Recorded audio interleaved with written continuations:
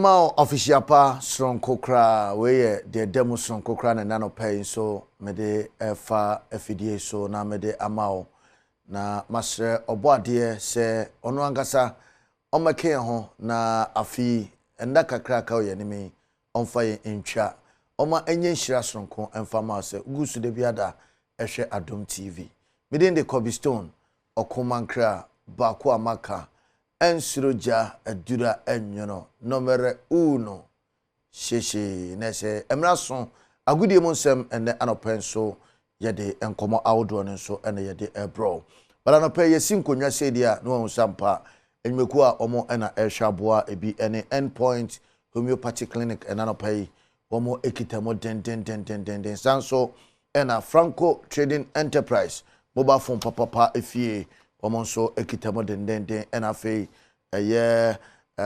meka achiro se bronya yi se koba se abusuani nyina aba na muhia emare fi se Joy FM party in the park jumede sonko a empenefo ahyehye no so meka wasem enso de achiro afa yinra ensemnimu na yehwehye de no manso esifa atiade a ene Boxing Day na oko UK memu dia na se leaks a omo break no omo de omo nka ho esanse Boxing Day no da sonko a oko England a omo entoto na sekra na nunti ene ohwa English Premier League no matches awodo de a eno ebetimi atoto todwa yenwro mo na fe yenhwe sadia fixtures no me kire hwan ne hwan na airbo na yede eno so ho nkomo nyina da yede eno so yede abro enti se ohwema na se ene akoya wade hye ne so se Manchester City ene Everton eno ye match a edikan kra enti 12:30 p.m. ena sa game no ebetimi atodwa Antoine Semenyo ne boboku AFC Bournemouth omonso ene Crystal Palace ekane na Jordan Ayew Asia kan edemam omonso ede epem so de nene pasanso ena Chelsea the Blues emprempre de ye katimba ko a waso Japan dia na se Chelsea so eka ho bi omoni Fulham enso ene betimi ede apem so Newcastle United omonso ene Aston Villa enso ede ebo ne den pa na Nottingham Forest atnafie na omatonsa ede afa Tottenham Hotspur na omonso etime ede apem so Southampton ene West Ham United Kudus Mohamed Boboko no ena omo hwese omonso ebetime ede apem so na fe Wolverhampton Wanderers enso etnafie womane Manchester United ena no obekaya on park yese enkura agi ho nyina afa ene perifo se enkura eni ho ntomo wuram na omakohwe Wolverhampton Wanderers se ene honso ebetimi akono bobuko bako afidie utumse nija no asopa Liverpool omonso ene Leicester City ene omonso ebetimi ede aboani etina se enne no matches dodo na ebekoso enne na fe echina nyame ya atuma Brighton and Hove Albion omonso ene Brentford etimi ede apem so a enye fedi akrokra eno achi no Arsenal the Gunners enso ene Ipswich Town enso etimi ede aboso etina se we sedia games no ebeko ena ene anopen so mede eno so emunchiemu kakra mede ema live ewo Adom TV so na onso wahunu sedia enhihye ni nyina da eno so esifa etie no na ukoma Pep Guardiola coach edema Manchester City papa yi utum se afi bi esan ampa afi beba na wie ne de enya de se enoma ekoye kra edema Pep Guardiola esanse matches awdo be se edu mienu a papa no abono emu ba akopɛ na ayenkunimde ede amano ene nkrata SSA amanfo a edi tim da chin so ebuofu pa se aden na akoba ne sei nanso nei woginamo na wasi akan ti no owie no wakasa ede afa akensia ene wo hwɛ nim se ebetimi atodwa no se Pep Guardiola na ensentrefo echi ne hye manchia ebusebusa no about titripa na branche Erling Haaland ono so meka se matches be se miensa etwam de utum se short or de short abranche mbo bi kura emfamfam poru mu na wanya ball atwe se de ya na okitabo a wodi yikache se de abrechire wodi brode ba yikache ondodom no ni nyina no abo abranche se da dwonso abo akokɔ eno enemperifo ebusa na ochechem se ontimi emfa sombo no enkobo asmasi anobenten nemum no ombeye de ombeye biada sebe ya Manchester City bobuko no eno so ebetimi agina ne nanso na ukom ewo Manchester United aso yenso a Ruben Amorim papa yi wono ene coach asabre yi okita bobuko a eye Manchester United ono so tum se to de bia na nomam ayede ne kakra kwese kwese na ntatwene no ubom anye yi obo nchenso ana anwene ne se na ono so akasa afa match a ende omo ebesia kan no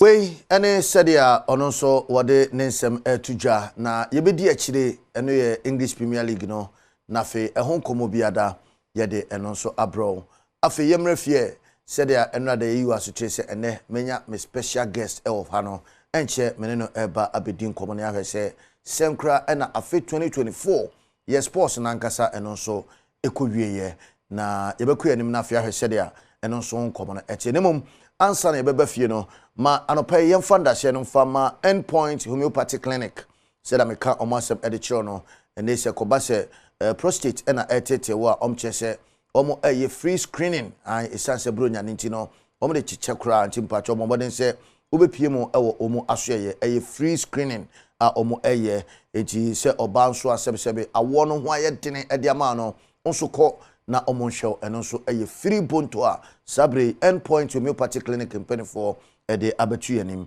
na owo enkra hade a na sprinters opposite eye share signboard wono obehunu omo akira kwan Kumasi nso de na chronom okọ honso a obehu omo akira kwan so ho takrade ye ben anaje estate tema ewo community 22 sanso na techiman na honso hansua obehu omo akira kwan na fe eziama ewo enzima so obehu endpoint homeopathy clinic for enso akira kwan no pay mede omo honsem so no mede emao Fred telephone number se ko ba se screening na opese ojimu nchiremu bia wo de amaka ya chi a no afre 024 4867 068 024 4867 068 anampo obetimi afre 027 423 4321 Endpoint Homeopathy Clinic nese the end to chronic diseases intiboremo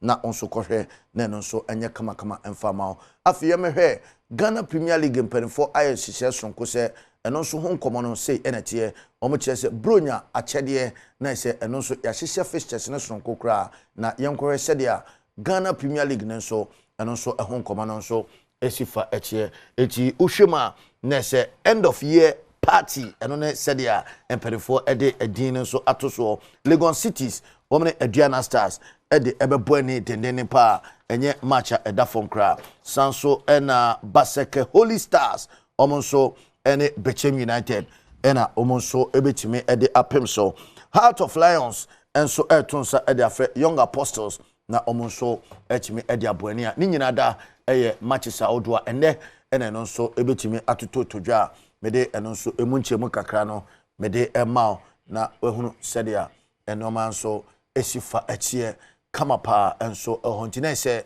wei eye sedia Ghana Premier League nenso emu nkomo no etia anopai mede eno nso nkomo no mede ejao kama pa na mewo King the Tyron Reginald ewufia ha ye ka King Reginald a very young guy in fact wo na ni fie no enhyeda eni suru bebrebe nemom se ye ka players ahodo a imprempren omobo Black Stars anaso musia kan ewo amanone ene omo awofia ha ewo emanyimu a na se King Reginald eye owura baako a was scout bebrebe ama teams ahodo bebrebe etine se enano pay ye be hwe football 2024 said ya ekoye as far as Ghana ye national teams air concern ye league nankasa kra so air concern no ye bedi hu nkomo akra na ya hwese afimu kra no sen ene no so esifa ekowieye but fanase no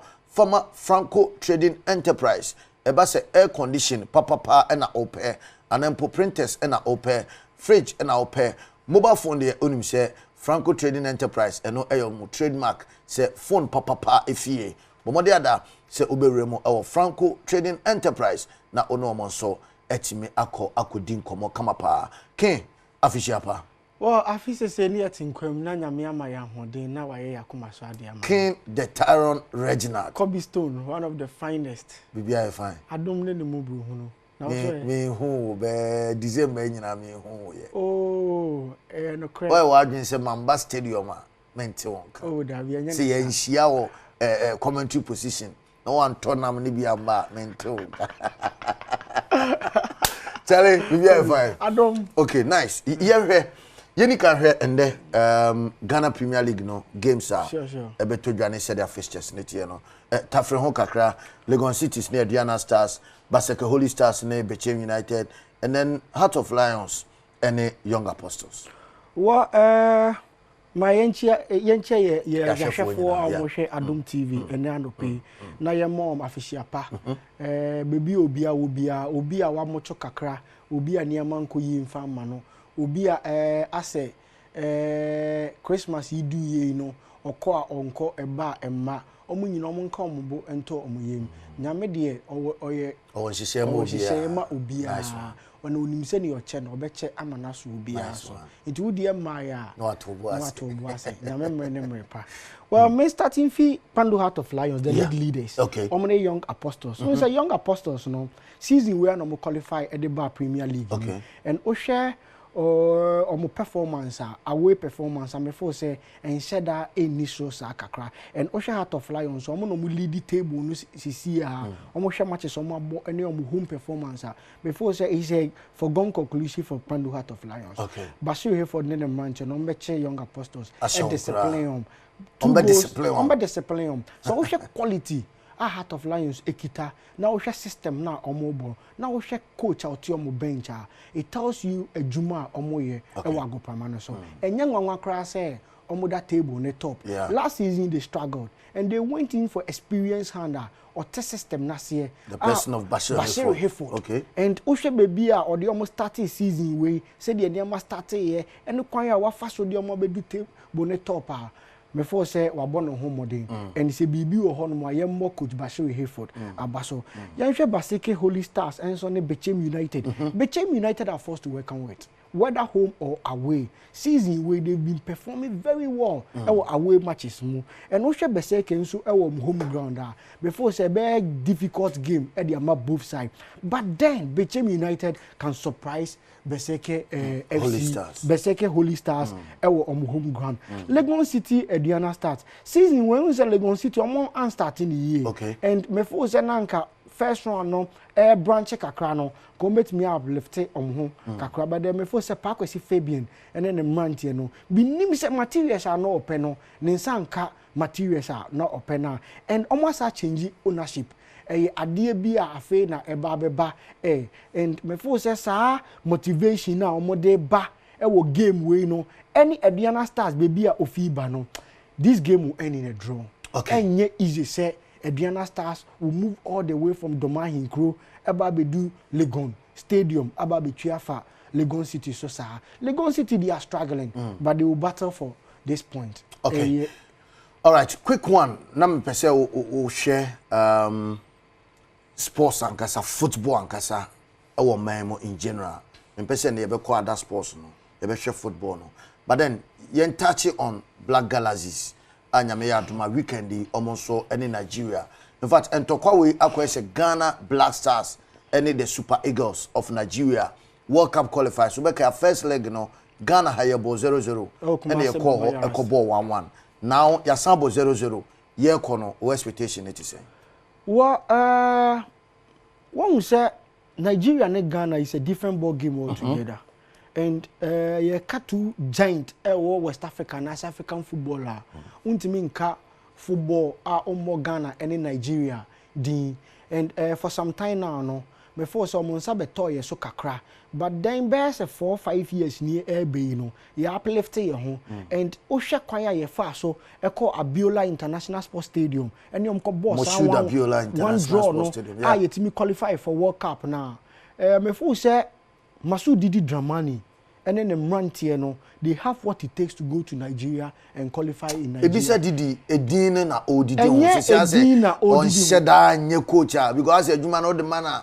na yeah you de man as a din na ye didi na say didi honsa on say football wo it get to some time sa na tie Mamencho Arrigo Sacchi his days with Sao Solo it was difficult for Arrigo Sacchi Sao Solo pamono oba Napoli ball say 8-9 matches Napoli pamono make as far back 1989-90 Arrigo Sacchi of all people Palermo pamono then oko Cagliari another Cagliari eba enim kakra eba do fourth of the league then AC Milan signed Arrigo Sacchi boom he won the Italian league he won the Italian Coppa Italia. Yeah. He won the Champions League. He brought in quality players, Franco Rijkaard, Gullit, Van Rijkaard, Gullit, Marco van Basten, Marcel Desailly from Olympic Marseille and staff. So on. And the football, sometimes, sometimes enko ye. Okay. I remember last,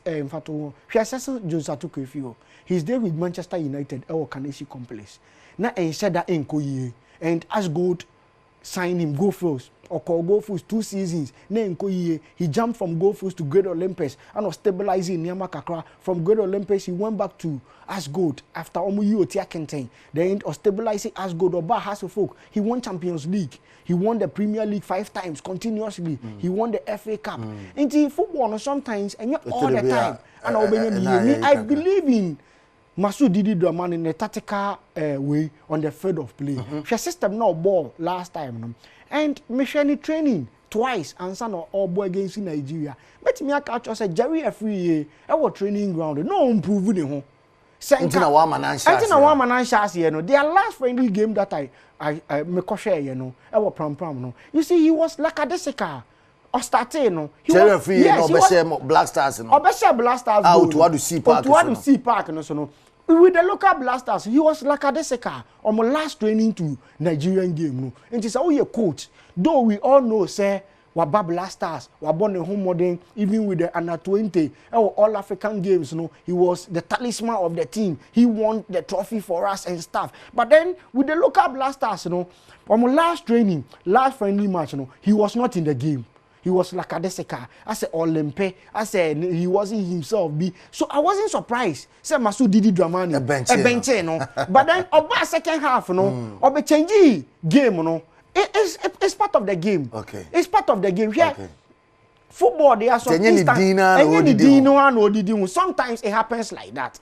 Sometimes he went off from 2006-7. He was not in the system. 2007, ano buy, ano the boys no be call Egypt 2007 under 17 World Cup. Then when Gordon Trump no Dankwe no many our boys no he lost. He went out of the system. About 2001 or Saturday under 20 call World Cup. He went to the grand finale Saviola nom and a share ye my bafie. And Oshesa 2005 New Year. Everybody wrote him off.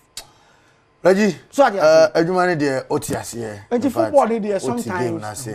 Oti game na say and me hwese e china nyame ya adoma no pa no esi di sankomo we nko a na ye hwese football na nkasa wo man mo no senate dey na wo kan dey atwa to me vim I'm not stating it categorically say ye ko Nigeria akwa qualify but then me assure Ghana for omoye football fans say your football no atochima kakra Niama enshada enkoye. So we share administrative aspect of it. Or the bar your organization. Now the sharing ya niama ye comparing to President Kwesi Nyantakyi's days. And Dr. Nyahuta Makulu, and they call some Bubatla, MND Jawula, the Cookers administration. When we say system we know, I say football no. I confirm kakra. Okay. But then yeah, sure football fans say we'll go to Nigeria and surprise them. All right. Me da say enti ye de be si e wa ha King Reginald e na o che ne nka na nyame ya adom e china ye be san ato asankomo we so me de ne Kobe Stone